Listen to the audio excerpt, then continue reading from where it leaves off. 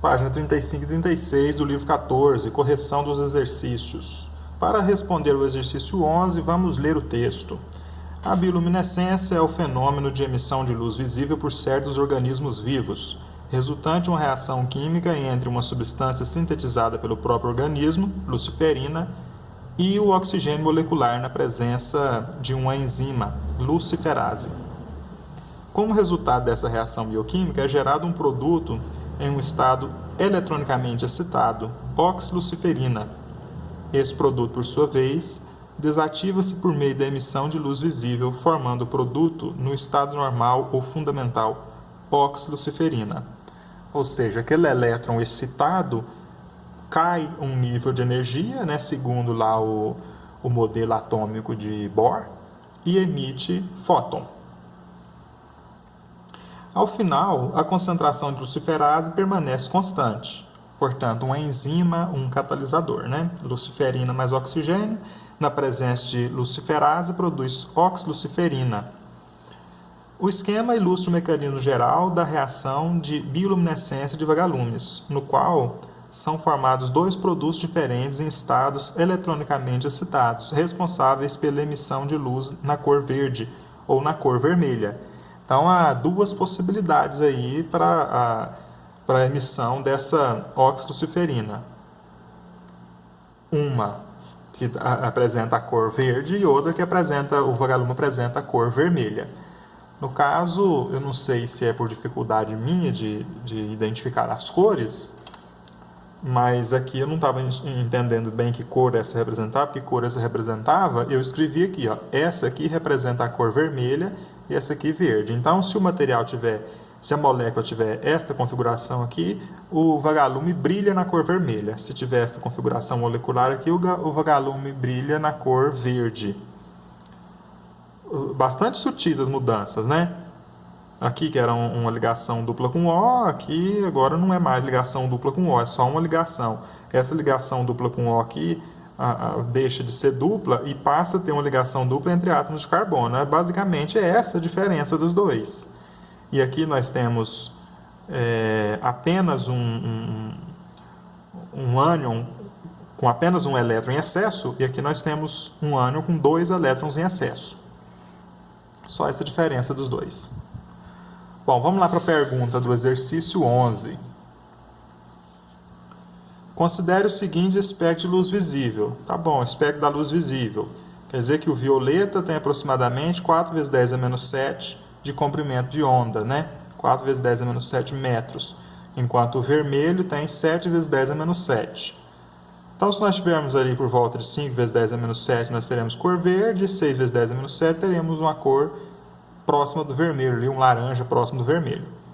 Com base nessas informações apresentadas no texto e considerando a velocidade da luz igual a 300 mil km por segundo, 300 mil km por segundo é 3 vezes 10 elevado a 8 metros por segundo. Essa é a velocidade da luz, 3 vezes 10 elevado a 8 metros por segundo. Ou 3 vezes 10 a 5 km por segundo. É correto afirmar que uma das funções orgânicas e a forma molecular da forma aniônica da oxluciferina do vagalume, responsável pela emissão de luz com frequência igual a 4,8 vezes 10 a 14 Hz, são, respectivamente... Bom, vamos olhar lá nas fórmulas orgânicas da oxluciferina, que função nós temos, né, para a gente tentar eliminar alguma coisa aqui nessas funções. Vamos ver lá. Nós temos função amina, nós temos função tiocomposto aqui, né, presença de oxigênio, tioéter, né, na verdade, amina. Temos aqui uma amida, nesse caso não tem amida, só tem amina. Vamos lá ver o que o exercício fala sobre as funções. Função éster não tem lá, nós vimos agora que não tem. Função álcool não tem. Função éter também não tem. Tem tioéter, né? Tem enxofre no lugar do oxigênio. Eu não sei se nós chegamos a falar do tioéter, do tioálcool, mas os tióis, tiocompostos, parecem com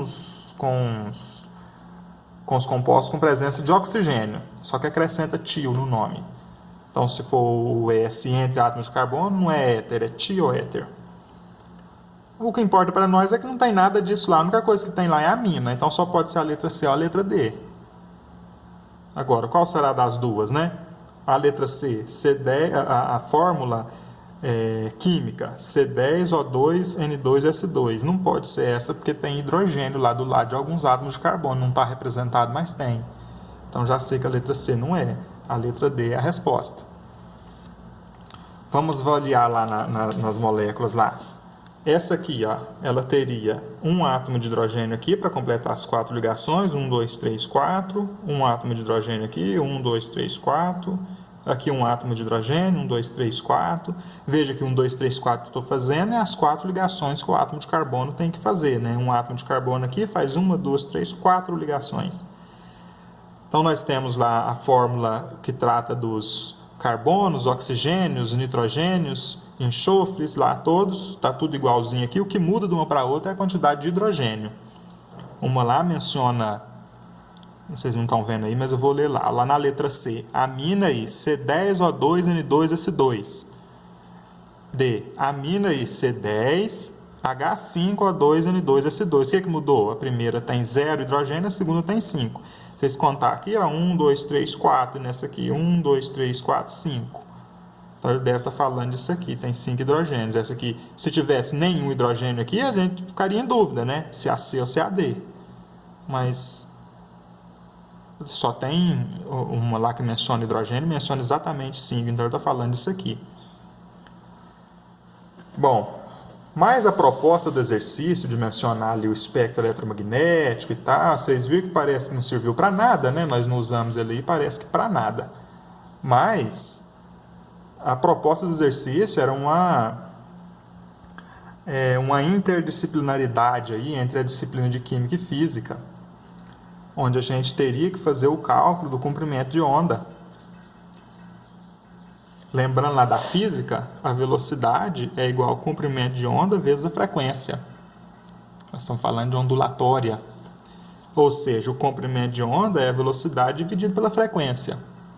No caso aqui, nós estamos falando de um comprimento de onda de uma velocidade da luz, 3 vezes 10 elevado a 8, dividido pela frequência. E a frequência exercitou, só a frequência é igual a 4,8 vezes 10 elevado a 14. Então, 4,8 vezes 10 a 14. Nós podemos fazer assim, ó, ao invés de 3 vezes 10 elevado a 8, fazer 30 vezes 10 elevado a 7, dividido por 4,8 vezes 10 elevado a 14. O que vai nos dar um comprimento de onda de 30 dividido por 4,8 vezes 10. Ó, 7 menos 14, né? Divisão de potências de mesma base, conserva a base e subtrai o expoente. 7 menos 14 dá menos 7. Vezes 10 é menos 7. O que é 30 dividido por 4,8? É um pouco mais do que 30 dividido por 5, né? Vou arredondar aqui para 5, só para fazer uma conta bem fácil, bem rápida. 30 dividido por 5 dá 6. Então, isso aqui é aproximadamente 6 vezes 10 é menos 7. 6 vezes 10 a menos 7 é um comprimento de onda que representa uma cor que é verde ou vermelho. Esse aqui está mais perto do verde ou mais perto do vermelho? Mais perto do vermelho, né?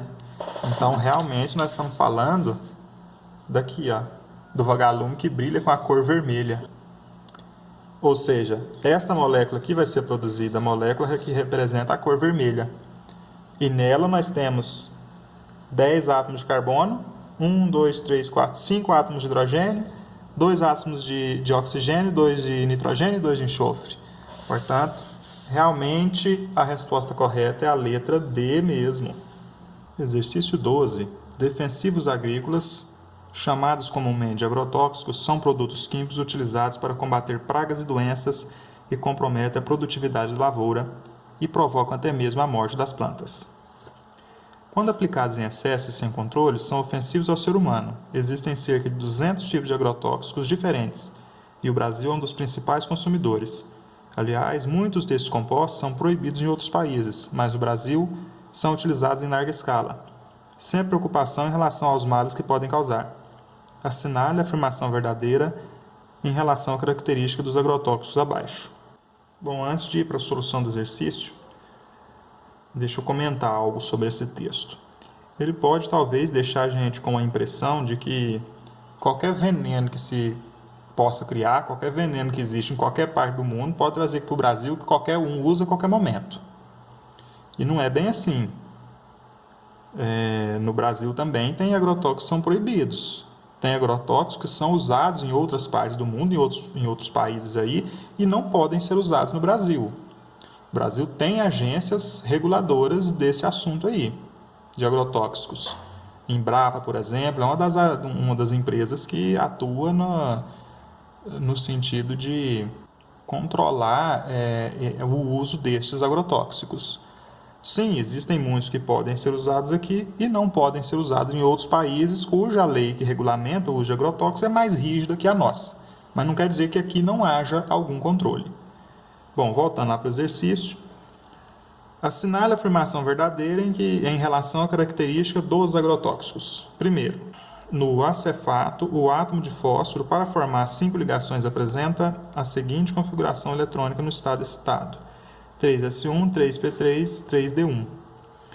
Se no mesmo nível 3 ele preenche o subnível P, ele deveria ter preenchido o subnível S também. Então, para ele ter o P3 aqui, ele teria que ter S2 lá atrás. Então, tá, a letra A não parece correta, ela não parece digna da gente fazer uma avaliação mais profunda dela. Vamos tentar achar uma próxima aí que possa parecer mais certa. Glifosfato é um composto orgânico que contém as funções orgânicas amina e ácido carboxílico. Vamos lá ver? Que tem amina, né? E esse aqui é ácido carboxílico. Bom, tem as duas coisas que ele mencionou lá, amina e ácido carboxílico. Então essa é a certa. Na letra C, no adilcarbo ou chumbinho, o átomo de enxofre tem estado de oxidação +2. Muito pelo contrário, o átomo de enxofre é mais eletronegativo que o átomo de carbono. Ele atrairá mais o elétron para si, ficando oxidado, não ficando oxidado, mas reduzido. Então o estado dele vai ser de NOx -2 e não +2. D. Paraquat, cujo nome comercial é gramoxone 200, é considerado uma espécie química aromática polinuclear por apresentar 2 anéis benzênicos isolados. Ela é aromática, é polinuclear, mas não porque os anéis são isolados, né? Podia ser condensados, que ainda era aromática. A letra D é aquela que causa muito erro, porque ela parece demais, está certa. Exercício 13. Durante muito tempo, acreditou-se que a cafeína seria a droga psicoativa mais consumida no mundo. Ao contrário do que muitas pessoas pensavam, a cafeína não está presente apenas no café, mas sim em uma gama de outros produtos. Por exemplo, no cacau, no chá, no pó de guaraná, entre outros. Sobre a cafeína, cuja forma estrutural está representada a seguir, são feitas as seguintes afirmações. Primeira afirmação: apresenta em sua estrutura as funções amina e cetona. Será que ele está falando disso? Ah, mas isso aqui não é cetona, né? É carbonila, mas não é cetona, porque tem nitrogênio ligado na carbonila. Na verdade, o que nós temos aqui é uma amida, este é o grupo amídico. Aqui nós temos outro grupo amídico, né? Que caracteriza aqui a função amida. Na verdade, uma função mista, porque aqui tem amina, né? Amina e amida. Nada de cetona, uma é falsa. 2. Apresenta propriedades alcalinas devido à presença de sítios básicos de Lewis. O que são os sítios básicos de Lewis? O fato de ter nitrogênio aqui, que pode agregar um átomo de hidrogênio, um cátion de hidrogênio, e tirar cátions de hidrogênio da solução. Ou seja, diminuir a acidez da solução. Então, se ele tem a característica de diminuir a acidez, ele tem a característica de ser uma base de Lewis. Então, essa é verdadeira. O que faz ele ser básico? O fato dele ter amina e amida. As funções amina e amida são funções que caracterizam um meio básico. Número 3. Todos os átomos de carbono presentes nos anéis estão hibridizados na forma sp2. Bom, vamos lá, né? Aqui nós temos um hibridizado na forma sp3, que ele só faz uma ligação simples aqui, mais 3 ligações simples com o átomo de hidrogênio, portanto, 4 ligações simples. 4 ligações simples sp3. Mas ele está falando dos átomos dos anéis, né? Então, ele está falando deste átomo de carbono aqui, desse aqui, desse aqui, desse aqui e desse aqui. Os átomos de carbono dos anéis. Os átomos de carbono que fazem 2 ligações simples e uma dupla tem hibridização sp2. Se ele fizesse duas duplas, ou uma tripla e uma simples, a hibridização seria do tipo sp. Então, como ele faz duas simples e uma dupla, duas simples, uma dupla, duas simples, uma dupla, duas simples, uma dupla, uma com hidrogênio aqui, então duas simples e uma dupla. Olha, todos eles fazem duas simples e uma dupla. Todos eles têm hibridização sp2. Está correta a afirmação 3. Afirmação 4. Sua estrutura molecular é C8H9N4O2. Quando eu coloquei esse Hzinho aqui, eu aumento o H para 10. Olha só, C8, vamos lá. 1, 2, 3, 4, 5, 6, 7, 8. Ok, C8 está certo. O2 tem dois Os, beleza. N4, 1, 2, 3, 4 também está certo. Vamos ver o H agora. 3 hidrogênios aqui, 6, 9. Mas esse átomo de carbono tem que fazer 4 ligações, então ele faria mais uma com hidrogênio, completaria 10. Essa está errada. As afirmações corretas são a 2 e a 3, então a resposta correta é a letra B. Somente afirmações 2 e 3 estão corretas.